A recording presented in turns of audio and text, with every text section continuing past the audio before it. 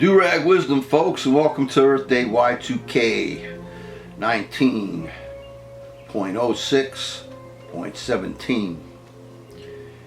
The Russians were able to influence our elections because social media and reality TV in part made us stupid. They swooped right in, these Russian Putinist scum, and did their worst. It helped the Russian efforts that 50% of registered voters did not participate in the 2016 elections. But we were too busy to vote and too obsessed with reality TV. We were also legitimately being busy working to death, especially on the most important day in our country, in our republic, our election day, which was never a national holiday. Ever wonder about that? Now, we have a criminal president presiding over our country to see it destroyed. Trump isn't hugging our flag. It is more like he is choking it.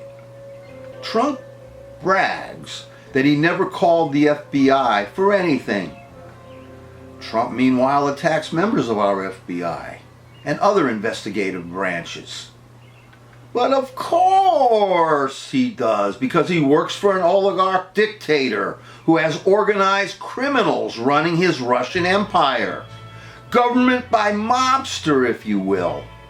And Trump wants to be a part of that crime family.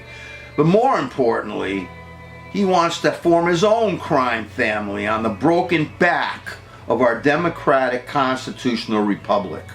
We have a criminal sociopath in our White House. A mobster. In the end, however, it will be Putin who will rule our country, because Trump is nothing but a tool of those smarter than he is. Which is not to say he's totally stupid. He has cunning. He has that knowledge, that TV savvy of how to manipulate the masses. Putin knows exactly what he is doing and understands something Trump supporters don't. Trump is insane. So how do you do the bidding of Putin to destroy our country? Well, you could start by this. You could undermine our constitutional law. Then go on. You call the press the enemy of the people. You create kangaroo courts. You use violent language against your opponents. You support and praise other authoritarians around the globe. You create scapegoats. You practice racist bigotry. You undermine the liberal world order by attacking our NATO allies, for example.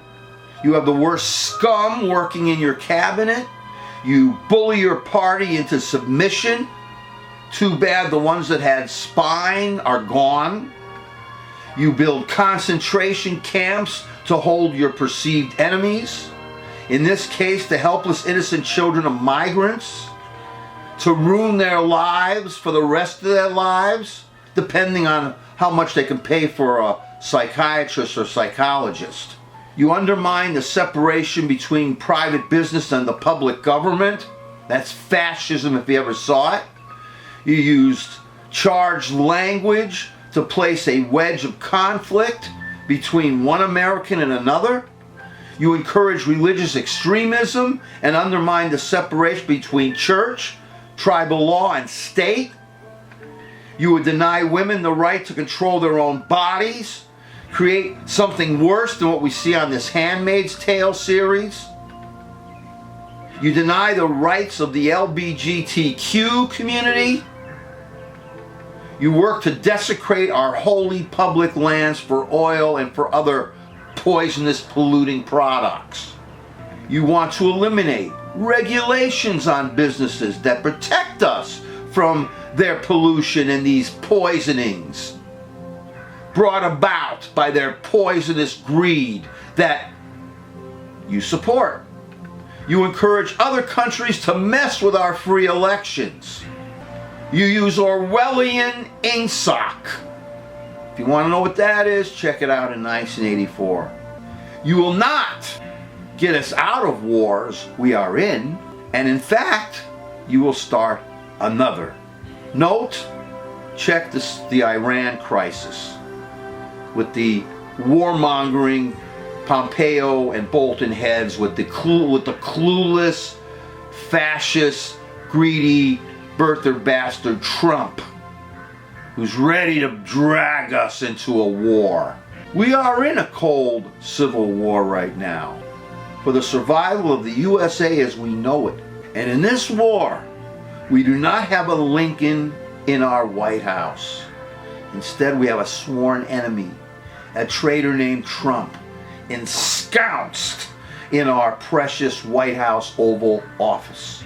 In this second civil war, soon to become hot, the leadership to save our country must then come from us, from we the people, and from the better sources of our natures.